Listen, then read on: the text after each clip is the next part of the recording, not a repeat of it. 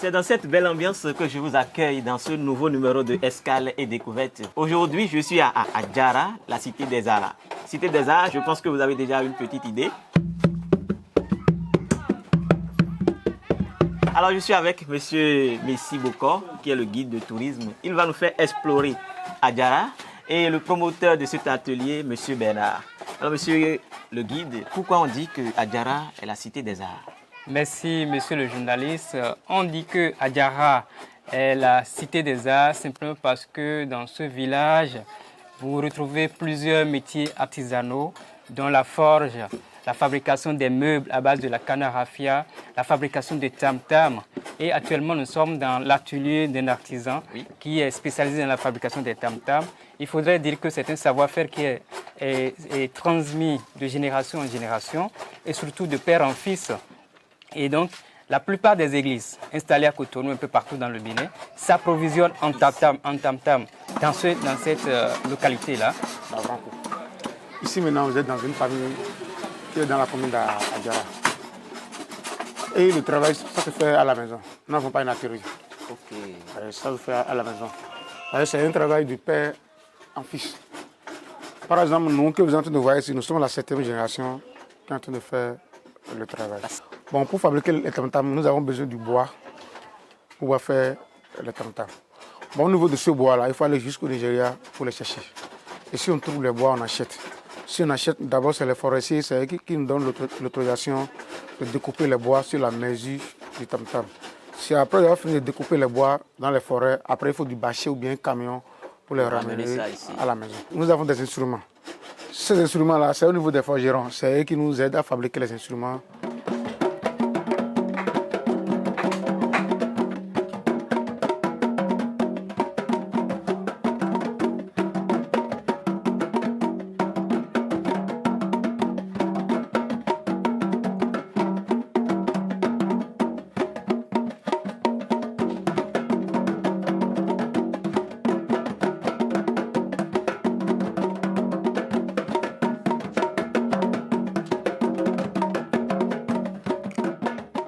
D'un atelier de fabrication à un autre, me voici à un endroit un peu spécial que moi j'appelle zone artisanale.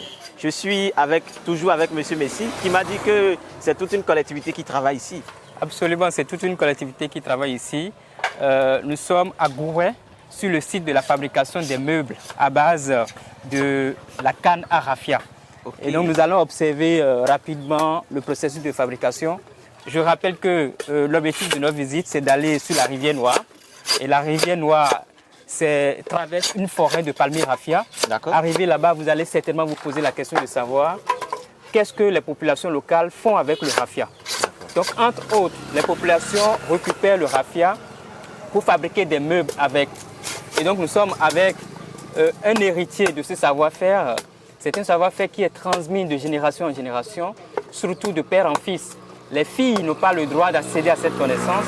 Pourquoi? Parce qu'à un moment donné de l'histoire, à un moment donné, elles doivent se marier. Donc, elles peuvent créer la concurrence dans notre famille. Alors, pour exercer ce métier, les artisans utilisent les mêmes outils comme dans la menuiserie. Donc, il y a de la scie qu'ils utilisent. Donc, on peut voir la scie à ce niveau. Donc, il y a la scie, il y a le couteau, donc un petit couteau, le grand couteau, le marteau. Donc, cet objet fait au milieu de marteau pour taper un peu. Voilà, donc il y a ces différents outils qui sont utilisés. Alors, c'est un ensemble d'ateliers qui est ici. Oui, c'est un ensemble d'ateliers. On va qui est visiter ici, on peut voir les autres stands ou ateliers. Oui, voilà, donc on peut voir les autres ateliers aussi. Donc, monsieur Godonou, grand merci à vous. Merci beaucoup, monsieur. Oui. Et bon travail à vous. Oui. Oh là là. De l'autre côté aussi, il y a ce monsieur-là d'un certain âge qui travaille. Voilà, donc ici, à ce niveau, voilà, on peut s'approcher de ça. Déjà, vous voyez l'atelier, les outils, les matériaux qui ont été utilisés pour construire l'atelier, c'est rien que du raffia. Donc, il y a les feuilles de raffia qui sont utilisées pour réaliser le toit. Et le monsieur, il est sous cet atelier, donc on va le voir. Oui, monsieur. Bon travail. À ce niveau, il est en train de fabriquer le guéridon. Le guéridon, lorsqu'on fait le salon, donc il y a un petit guéridon qu'il faut mettre au milieu. C'est ça qu'il est en train de réaliser. Et vous pouvez voir qu'il est en train d'utiliser des clous végétaux. Donc là, c'est les clous. Des clous. Oui, donc des clous. Donc pour mieux fisser. Il y en a de plus petits. Hein. Donc ici, au fait, c'est le démarrage de l'activité. C'est la matière première. Oui, donc la matière première, pour retrouver la matière première, on va au niveau de la rivière Noire. Et il y a ceux qui s'occupent de l'exploitation de la forêt. Donc eux, ils font les lagages et ils font la livraison. Maintenant, quand ils font la livraison, eux reçoivent la matière première ici. Ils vont maintenant nettoyer correctement le bois. Donc là, il est en train de nettoyer le bois. Et pour le faire, il faut utiliser soit le papier vert, ce qui n'est pas courant ici, mais à la place du papier vert, nous avons ce couteau bien aiguisé qui permet de nettoyer correctement le bois. Donc à ce niveau, nous avons le produit fini. Pour pouvoir finir le produit, lorsque les hommes réalisent le meuble, il y a maintenant le dossier. Le dossier est tissé. Et pour tisser le dossier, c'est les femmes qui tissent ça chez elles et qui livrent ça à leur mari. Et donc c'est le dossier en couleur souvent. Donc elles utilisent des teintes pour pouvoir donner de la couleur. Pour enjoliver. Voilà. Là, moi, je vais essayer. Vous pouvez vous asseoir pour voir le confort. Oui. Est-ce que c'est confortable? Très confortable. Très résistant. Et on m'a dit que c'est une chaise qui peut faire un demi-siècle. Oui, il faut dire que ça dure sur le temps. Au fait, c'est un bois résistant, un bois facile à travailler et un bois, lorsque on le coupe à un bon moment de l'année, les bêtes peuvent ne pas l'attaquer. Donc, ça dure. Très résistante, ces chaises-là. Je vous invite à venir ici à Diarra, expérimenter ça. Moi, je vais prendre celle-ci. Je crois que je vais prendre celle-ci pour la route.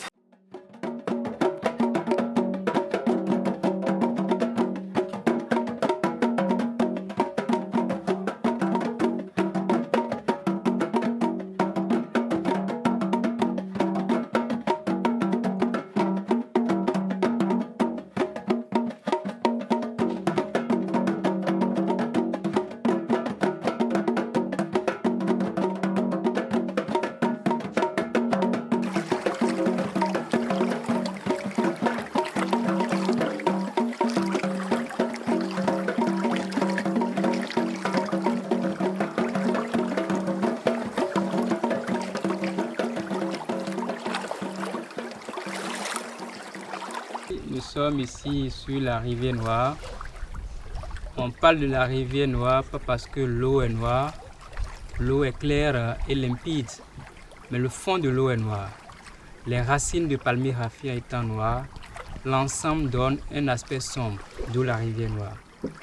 Donc ce n'est pas une divinité ici, ce n'est pas sacré. Moi je pense que quand on dit rivière Noire, c'est parce que la rivière, il y a une divinité derrière. Il y a un aspect mythique quand on dit la rivière Noire. Oui, il y a une divinité ici, mais ce n'est pas ça qui lui confère son caractère noir. Et donc la divinité, au fait, il faut dire que les populations installées ici entretiennent une relation sacrée avec ce cours d'eau-là. Il arrive des périodes de l'année où elles organisent des rituels. Nous voyons actuellement le collecteur de vin de palme. Il passe de palmier raffia en palmier raffia pour collecter le vin. Et pour le faire, il accoste un bidon au palmier. Il creuse un trou à l'intérieur de l'arbre et puis il enfonce un tube à l'intérieur dans l'arbre qui draine, le tube draine le vin dans le bidon. Et puis après chaque matin, il vient, il passe pour la collecte. Donc c'est ce vin-là qui est utilisé pour la préparation du sorabi. Absolument, donc c'est ça qui est utilisé dans la préparation du sorabi. Super. Nous pouvons essayer, nous pouvons goûter au vin. Est-ce qu'il va accepter? Il va accepter. D'accord. Au fait, il est en train d'expliquer qu'il faudrait laisser ça séjourner d'abord pour que ça se fermente. Parce qu'actuellement, là, c'est à l'étape de la sève. Et donc, la sève doit être laissée séjourner. Ça va se fermenter. Et là, ce serait du bon vin qu'on peut consommer. Donc, une fois dans le village là-bas, on aura l'occasion de goûter au vin alors.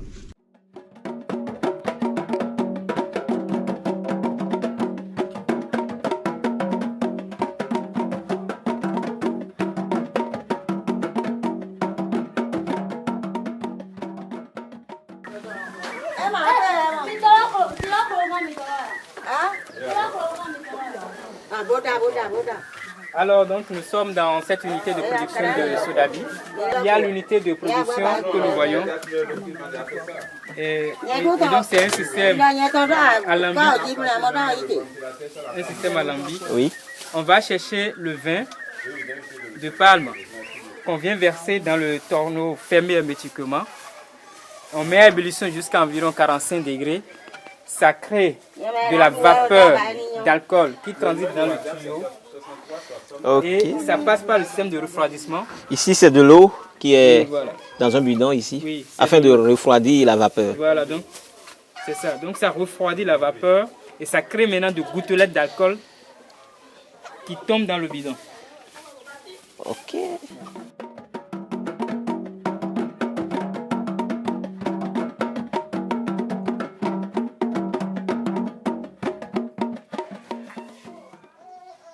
Alors, qui dit Sodabi dit apéritif. Donc, nous allons nous rendre dans un restaurant qui a plusieurs décennies, vous avez dit, et spécialisé dans la préparation du porc grillé. Donc, soyez les bienvenus chez Oussou.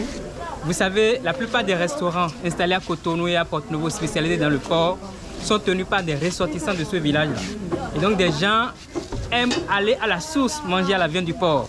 Donc, nous sommes là, nous allons voir comment est-ce que se cuisine le porc grillé. Alors.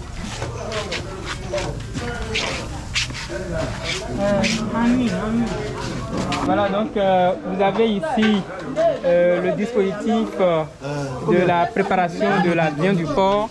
Et donc pour préparer le porc, vous faites le porc tué, morcelé. Les morceaux sont déposés sur une grille. Et donc c'est grillé après et puis c'est livré au client. D'accord. Et ici se fait la commande. Voilà. Donc bonsoir monsieur. Est-ce que vous pouvez le faire pour 1000 francs? Oui. Ok. Voilà, donc.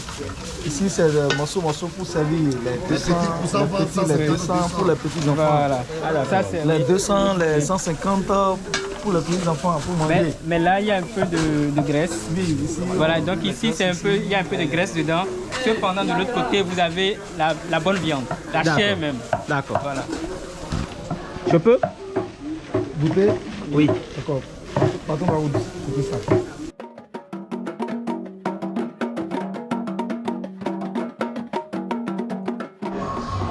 Alors, petite confidence, ce n'est pas pour la première fois que je suis en train de manger la viande de porc. Regardez. Mais c'est pour la première fois que je suis en train de sentir un tel délice. C'est vraiment croustillant, préparé avec beaucoup de méthodes et de soins. Bon appétit à vous. Merci. Merci.